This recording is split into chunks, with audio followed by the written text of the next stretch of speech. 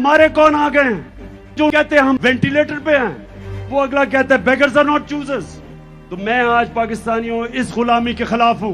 मैं आज वाजे कर दूं कि मैं इस कौम को कभी किसी की गुलामी नहीं करने दूंगा।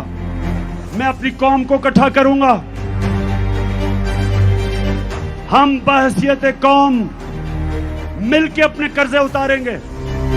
हम बहैसियत कौम मिलके अपने पैर पे खड़े होंगे, मुश्किल वक्त गुजारेंगे।